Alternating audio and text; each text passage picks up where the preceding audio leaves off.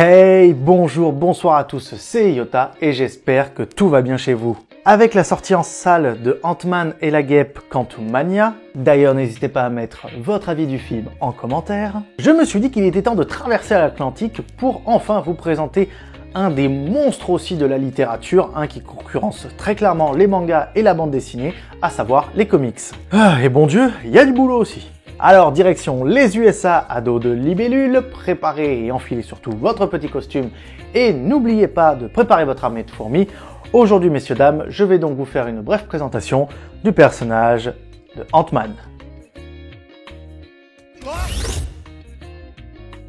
Ant-Man, l'homme-fourmi pour nous mangeurs d'escargots, est le nom de 3 super-héros successifs évoluant dans l'univers Marvel de la maison d'édition Marvel Comics. Oui, alors, information importante.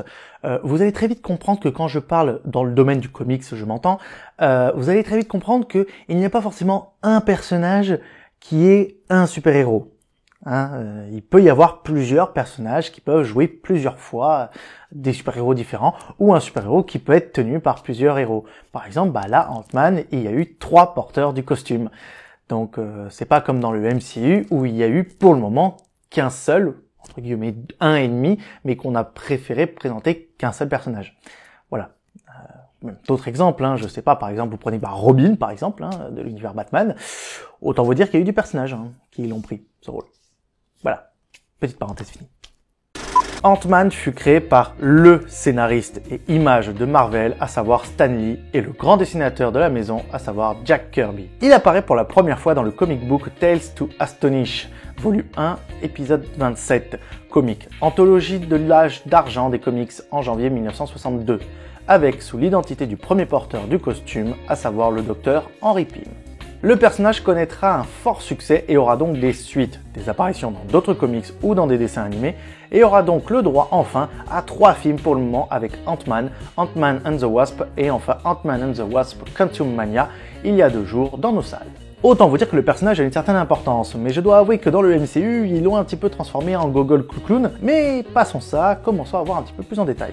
En effet, comme dit plus haut, il y a donc eu 3 porteurs du costume. Mais on peut se poser donc 2 questions. Qui sont-ils? Et surtout, quels ont été leurs caractères et leur histoire? On va commencer par le premier porteur du costume.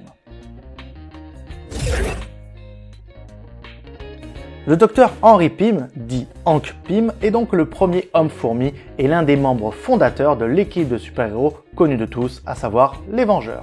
Hank Pym est l'un des plus grands biochimistes au monde. Il possède également une expertise dans de nombreux autres domaines scientifiques, notamment en robotique, bioingénierie, entomologie et dans la physique quantique. Grâce à ses inventions géniales, notamment les particules Pym, l'homme-fourmi peut rapetisser, communiquer et contrôler les fourmis.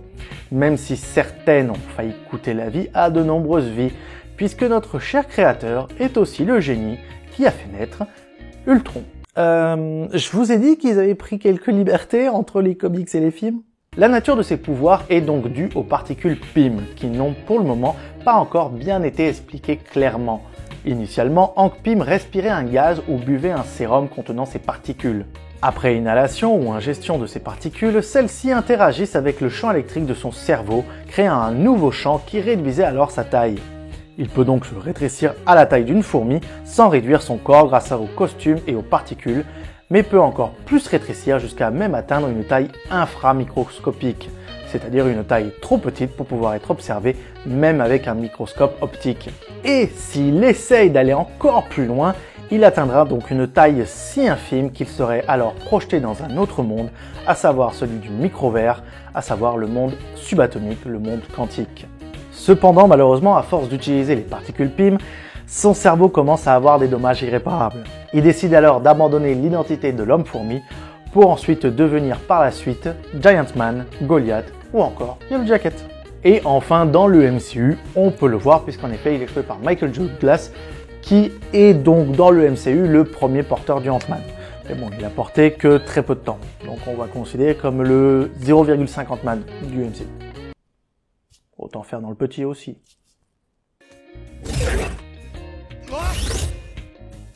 C'est en 1979 que le deuxième porteur fait son apparition.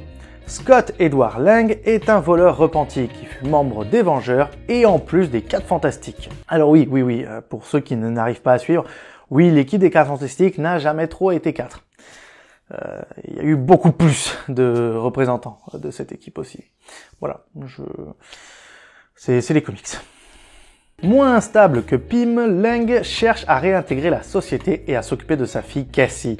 Mais elle tombe malade, et il est donc contraint de reprendre ses vieilles habitudes.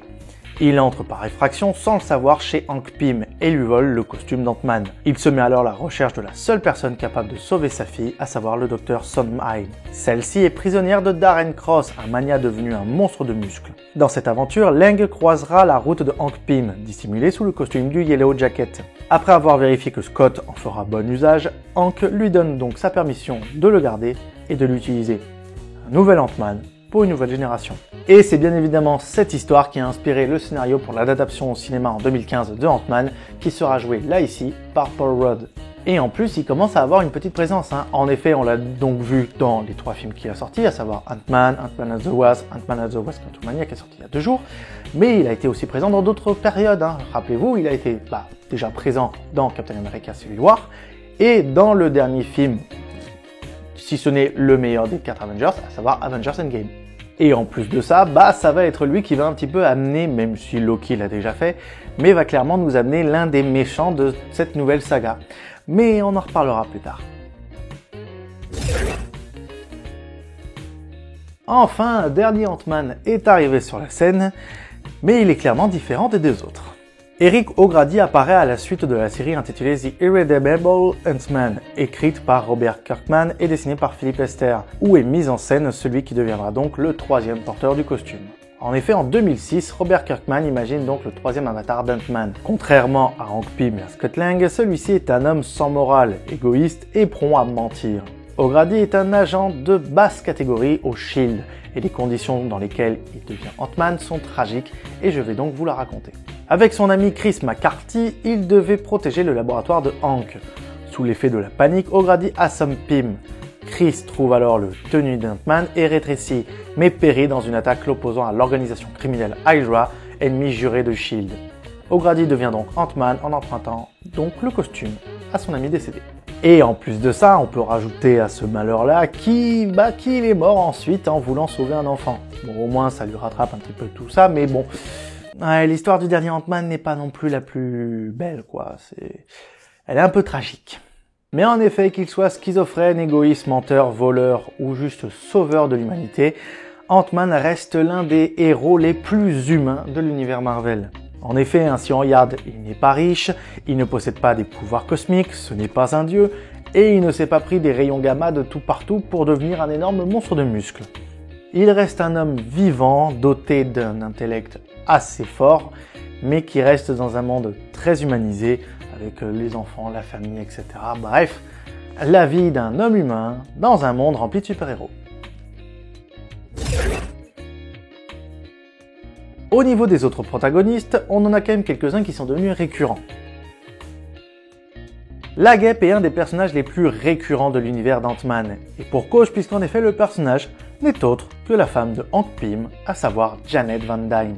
Elle possède les mêmes pouvoirs, ou plutôt matériels que Ant-Man, mais avec quelques petits rajouts.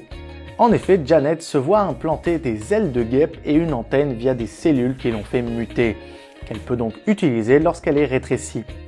Avec son mari devenu Giant Man à ce moment-là, il participe à la création des Vengeurs en tant que membre fondateur. C'est Janet d'ailleurs qui est à l'origine du nom de l'équipe. Mais les aventures du couple, dans la série Avengers, restent narrées en parallèle dans Tales to Astonish jusqu'au numéro 69 d'avril 1965, lorsque les deux décident de se retirer de la vie de super-héros. Alors en effet, on a pu voir le personnage dans l'univers Marvel, mais l'histoire est un peu plus différente. Dans les films, elle reste la femme de Hank, jouée par d'ailleurs Michelle Pfeiffer, mais a disparu à la suite d'un sacrifice pour sauver les États-Unis. Elle s'est rendue tellement petite qu'elle a été transportée dans le monde subatomique, où elle y reste coincée un moment avant que Scott, Hank et la fille de Hank et Janet, Hope, viennent la secourir. Ce qui fait que c'est sa fille Hope qui prend le rôle de la Guêpe dans le MCU. En plus du changement de rôle, les pouvoirs eux aussi ont un poil changé, car même si on voit que Janet a l'air d'en avoir après son passage dans le monde subatomique dans Ant-Man et la Guêpe, ses ailes ne sont plus implantées en elle mais sur le costume directement.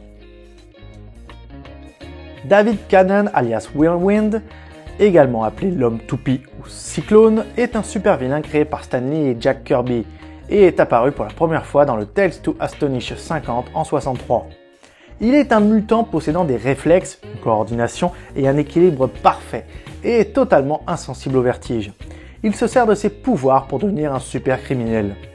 Il possède également une armure avec un lance-shuriken au poignet, faisant de lui un adversaire redoutable, capable de blesser tous ses adversaires en quelques secondes. Il se fit un jour engager comme chauffeur de Janet dans le but de la voler, mais il échoua vaincu par Giant Man, qui devint son plus grand ennemi par la suite.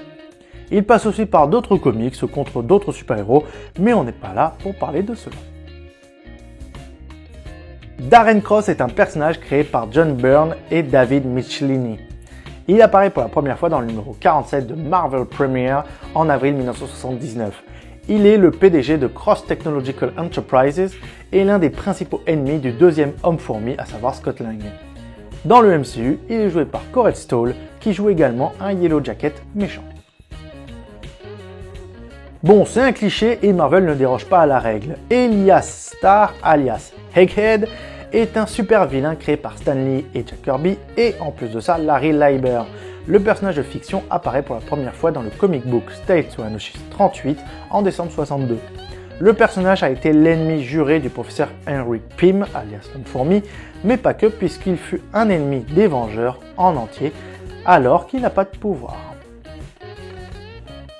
Bon, pour les deux derniers, je vais éviter de trop vous en parler puisque bon, autant vous dire que ces deux-là, je pourrais faire une vidéo à eux seuls, clairement. Puisqu'en effet, au niveau des autres méchants qu'on a pu voir pour Ant-Man, on a eu donc Hydra, grosse entreprise, on a pu voir dans le MCU déjà avec je ne sais combien de séries, avec par exemple Agents of S.H.I.E.L.D., avec le Captain America, bref, on l'a vu partout. MODOK par exemple, qu'on doit voir je crois en plus dans le troisième Ant-Man, et donc le dernier qui n'est autre que le fameux Kang le Conquérant, qu'on risque aussi de voir beaucoup plus de fois que dans Ant-Man, mais comme je vous l'ai dit, on en fera peut-être une vidéo un autre jour, mais ici on va éviter de trop en discuter. Tu as cru pouvoir gagner.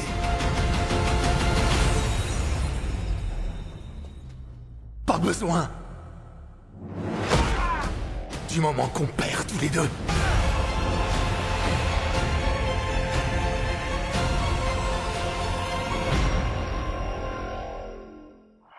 Voilà, je pense que vous avez des bonnes bases quand même pour vraiment bien essayer de comprendre l'univers de Ant-Man. J'espère que la vidéo vous aura plu. C'est vrai qu'il y a peut-être moins de détails que ça, mais je ne vais pas vous le cacher que je ne vais pas non plus tout vous raconter de toute l'histoire, par exemple de son comics, là, Tales to Astonish, parce que concrètement, moi je les ai pas lus non plus. Hein. J'ai essayé de me retenir qu'est-ce que c'est. C'est souvent des histoires avec le cosmique, les extraterrestres, le monde du petit, entre guillemets.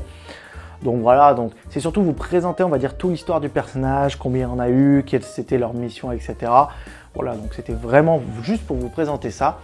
Donc j'espère que ça vous a plu, j'espère surtout que le film vous aura plu, hein. Je vous le dirai moi de mon avis en commentaire épinglé s'il m'a plu, je pense que oui quand même, je l'espère de tout cœur.